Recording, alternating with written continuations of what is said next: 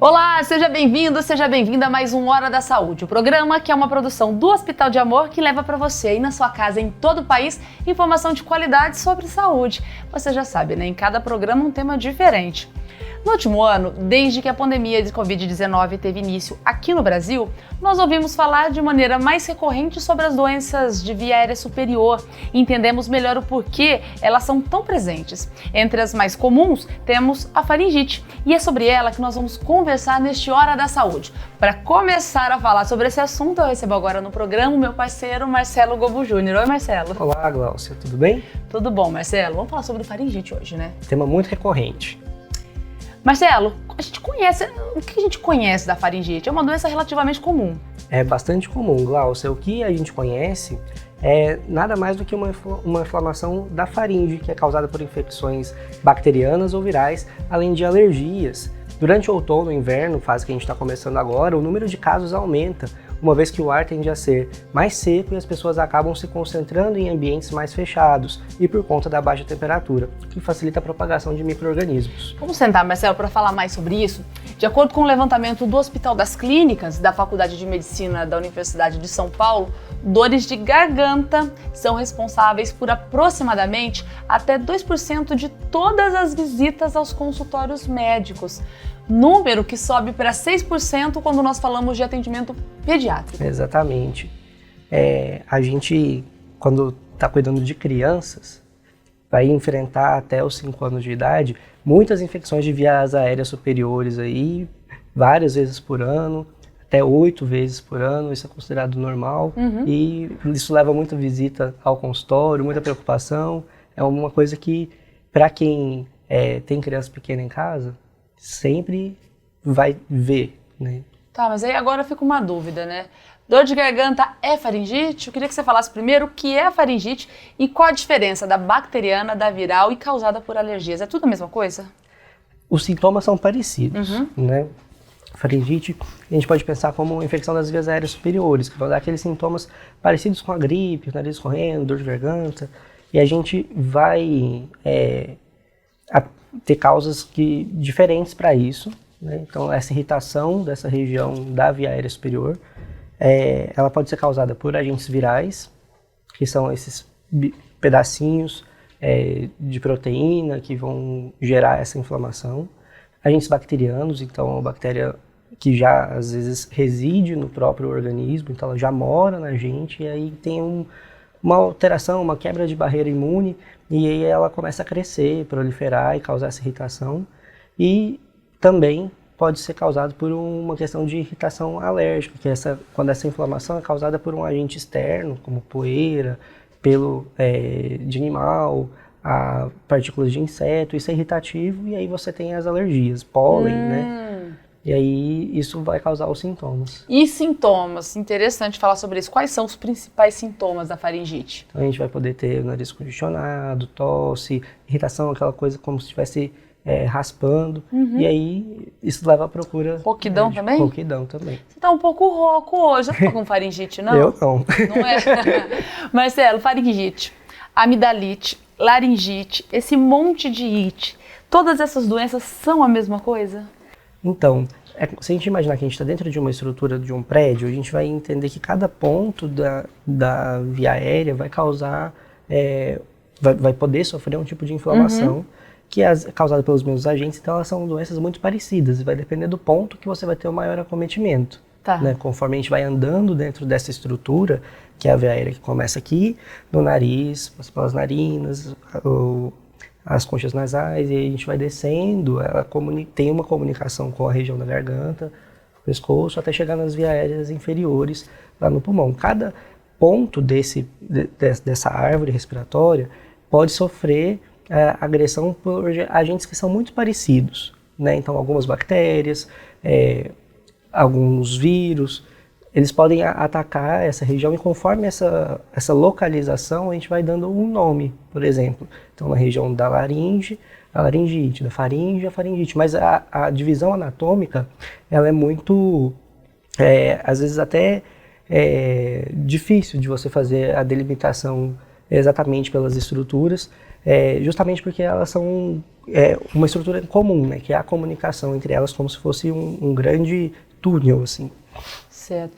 Marcelo, você falou sobre os sintomas, né? E tá me falando que é tudo muito parecido. Muito parecido. Como é que é feito o diagnóstico, então? Já que Pela é tudo tão clínica. parecido. Pela clínica e pelo exame físico. Então, na hora que Aham. você vai fazer o exame, você vai, por exemplo, olhar a orofaringe. Com a inspeção, pede para o paciente abrir a boca, a gente vai tentar olhar se tem alguma lesão, alguma irritabilidade ali.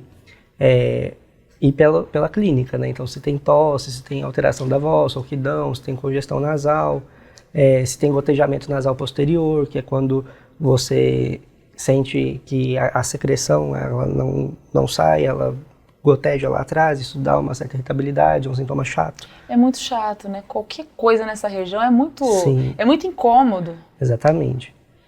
Marcelo, outra coisa, no começo do programa a gente falou, né, que entre as crianças, né, as faringites são responsáveis por cerca de 6% das visitas aos consultórios médicos. Por que essa doença é tão comum na infância? Que a gente vai ter contato com esses agentes virais pela primeira vez na infância. E isso acaba levando o indivíduo que ainda não tem defesa para o consultório, né? Isso acaba levando o indivíduo para o contato. Ontem eu estava conversando inclusive com a minha irmã sobre isso, ela que trabalha com pediatria, do quanto as procuras pelas doenças mais comuns da infância diminuíram em decorrência da pandemia e do isolamento, né? Então as crianças não estão indo mais na escola, estão ficando mais isoladas e isso diminui a transmissão daqueles vírus respiratórios comuns da infância. E aí esse número de casos diminui, a frequentação em decorrência disso. Pela sazonalidade e pela questão do distanciamento social. É comum nessa faixa etária que a gente vai ser exposto a esses agentes virais, vai formar a nossa imunidade e ficar preparados para esse tipo de defesa ao longo da nossa vida. Entre os adultos, né, o número é menor, no entanto, ainda é grande. Isso, ainda é grande, porque você vai ganhando imunidade. Né? Mas os vírus... Mas o número ainda é grande, né, das visitas. Os vírus, eles sofrem muitas mutações. Então, por exemplo, como o vírus da gripe, sofre muitas mutações conforme vai mudando as estações, as temporadas, né, que a gente fala do surto de gripe. E com isso, a gente que tem a defesa para aquele vírus que estava circulando no ano passado, ou que a gente recebeu a vacina, para esse ano a gente não tem a defesa 100% para esse vírus, né, porque ele mudou. Assim é com os outros vírus respiratórios. Isso gera sintomas e acaba levando a gente para o consultório médico, para a procura, né? E tem as outras causas, que são como, por exemplo, as alergias, o contato com poluição metais pesados, que é irritativo, que pode causar essa mesma irritação e inflamação nessa região. Caramba, a gente pode dizer então que todo mundo já teve ou vai ter faringite na vida? Pelo menos uma vez? É difícil encontrar alguém que não tenha tido ou que não vá ter, justamente porque é muito comum, um dos problemas de saúde mais comuns.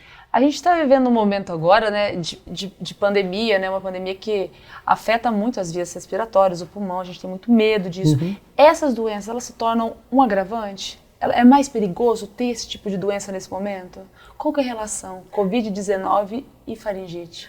A gente não é que você fique mais propenso a ter, né? Você tem doenças que são sazonais.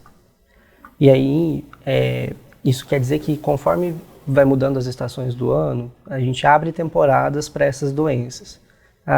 De modo geral, você tem casos de faringite todo ano, mas por ser uma doença de trato respiratório superior, nos períodos mais secos e de mais baixas temperaturas, você tem um aumento da frequência do número de casos, que é o período que a gente está justamente entrando agora. Em relação ao Covid-19, a questão é o diagnóstico diferencial, especialmente no início dos sintomas, né, que pode confundir. Quando a gente orienta, por exemplo, a fazer vacinação contra a gripe, influenza, que pode dar sintomas parecidos, é justamente para que você esteja protegido em relação a essa doença e diminua a confusão na hora de fazer o diagnóstico, né? E, claro, você ter uma coisa não exclui a possibilidade de você ter a outra ou as duas ao mesmo tempo, uma vez que o fator de risco ambiental da sazonalidade está comum em ambas. O que isso quer dizer? é mês de inverno, a temperatura está mais seca, o mesmo risco que você tem de ter gripe vai facilitar a ter outros tipos de doenças respiratórias, entende? Justamente porque se transmite da mesma forma. E aí a gente recomenda a vacinação justamente para poder diminuir esse risco de transmissão e de contágio. Marcelo, é uma doença comum, né? Comum na infância, comum na idade adulta, então é comum o tratamento no Sistema Único de Saúde. Sim. Como é que é? A gente tem duas grandes portas de entrada, que são as unidades básicas de saúde e os pronto-socorros, né? Tudo vai depender da hora que você tiver o maior incômodo dos sintomas e da sua região de saúde, como que ela é organizada.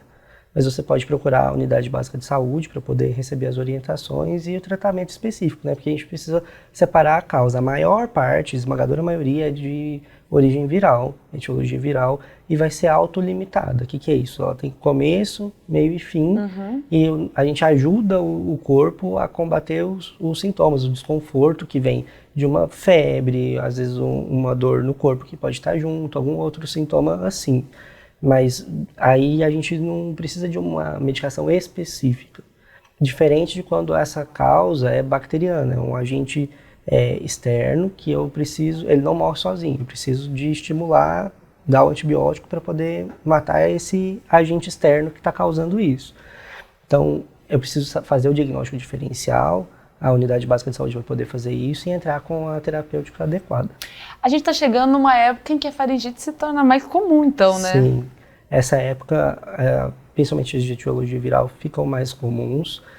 O jeito de você evitar a transmissão é muito parecido com o que a gente tem visto em relação à Covid-19, por exemplo. Então, higienização das mãos, etiqueta da tosse, então cobrir o nariz e a boca na hora de tossir, para você evitar a transmissão, usar máscara, né, e higienização das mãos, que são as coisas que diminuem a transmissão daquilo que é transmitido por gotícula, né, por aerossol. Marcelo, muito obrigado por essa explanação no primeiro bloco, mas no segundo bloco a gente vai receber um especialista no assunto. Sim, vai ser um grande prazer poder receber e poder aprender com ele. Certo, daqui a pouquinho, depois do intervalo, a gente vai receber o Dr. Marco Antônio Correia. Ele é otorrino e vai falar com a gente mais sobre a faringite. Você continua aí que daqui a pouquinho a gente volta.